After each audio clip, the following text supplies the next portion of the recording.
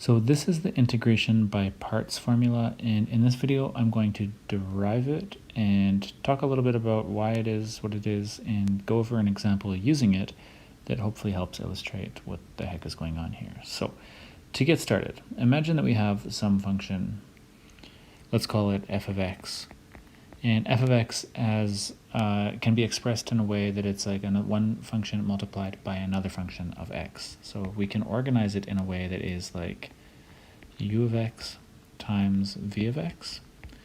No, and I'm just going to make up an example here. Like let's say that f of x is just equal to like 2x e to the 3x. And in this case, we would have one function of x and another function of x. So the whole thing is f of x, but we could call this part u and this part v and this whole thing f. Like that sort of thing is what I'm referring to.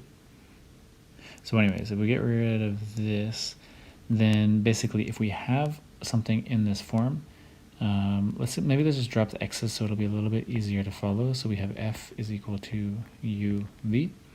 If we take the derivative of f, that's the same thing as taking the derivative of the left side and taking the derivative of the right side. Now the derivative of uv prime, if you remember from the product rule in calculus 1, that is the same thing. The derivative of u times v, the whole thing, is equal to the derivative of u prime times v plus u times v prime. But then if we integrate with respect to x, so we take the integral of uv prime dx, and then we take the integral of u prime v dx, and then we take the integral of the next term, which is u v prime dx, effectively just taking the integral of both sides of this equation. Then the left-hand side is just going to simplify to uv, and then we can rewrite this as the integral of u prime is du dx, so we can write that du dx times v dx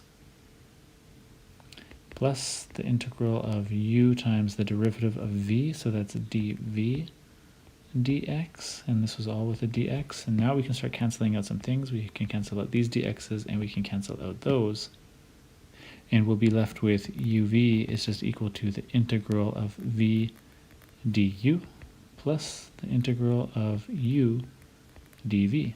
And then we can just continue on up here a little bit, and we're just going to have uv is just equal to the integral. We can switch the order here, so we just have v du, so it's nicer to look at, plus the integral of u dv.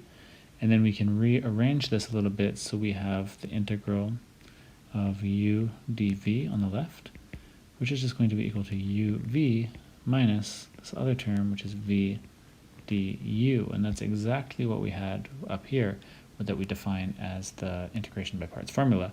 And this is pretty much how we derive it, how we get to this, basically starting with some like random function of x. Now, if we actually want to use this in a problem, let's maybe erase this and come up with an example. Let's say we're looking for to solve the integral of let's say 4x e to the power of 2x dx, and we want to solve this by parts. Now, often you'll see people just write it as like the solution that we're looking for is just equal to uv minus the integral of v du, and if you are not familiar with this, it's like kind of confusing because you're like, what is all this stuff?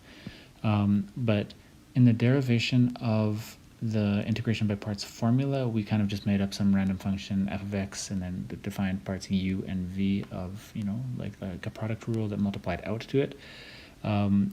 When we're solving integrals with this equation, we're not actually starting off with u and v, because u and v are over here.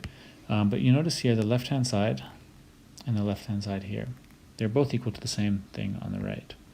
So what we're doing is we're going to define part of our expression, or part of our integrand here, as u, and part of it as dv. Now, we're going to define part of it that is easy to derive as u, and part of it that's easy to integrate as dv.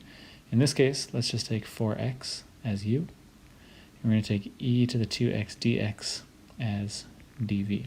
And then we're just going to do exactly that. We're going to derive u, we're going to integrate dv. So we have u is equal to 4x, and that means that du dx is equal to 4 And dv is just going to be equal to e to the 2x dx.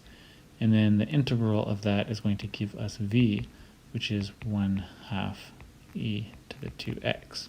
And now when we look at the integration by parts formula, we have something for u, we have something for v, just right here, u and v, but we have something for du. We can just see it, du here is just equal to 4 dx. And then we also have something for u, and we also have something for dv. So basically we can fill in the left-hand side.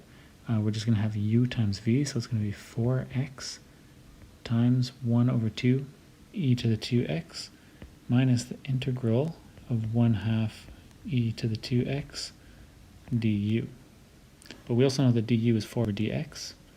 So we can simplify a little bit. This is going to be 2x e to the 2x minus 2 times that whole integral, which is just 1/2 e to the 2x. And again, this is going to simplify a little bit more. So we have 2x e to the 2x minus e to the 2x plus c. And then we can kind of just lastly group those in together. So we have e to the 2x times 2x minus 1 plus c, which would be the solution to the integral that we were initially given.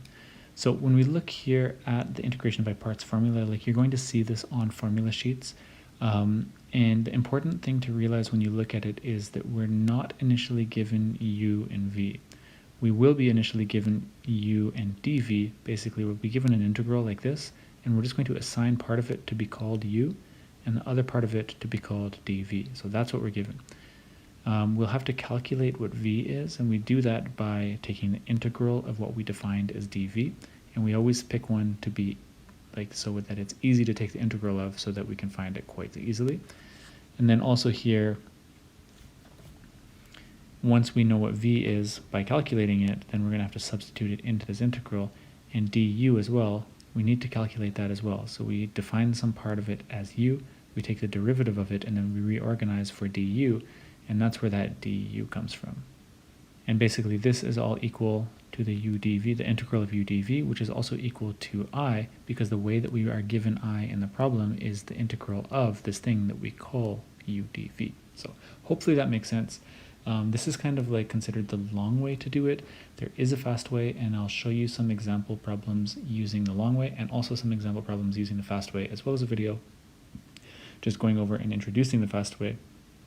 And yeah, hopefully you find these helpful, because once you know how to integrate by parts, it's super useful and you can actually get through problems pretty quickly using it, and it's quite a good method to be using. So anyways guys, thanks for watching, and I will see you in the next couple of videos where we'll go over some more examples and explanations of integration by parts.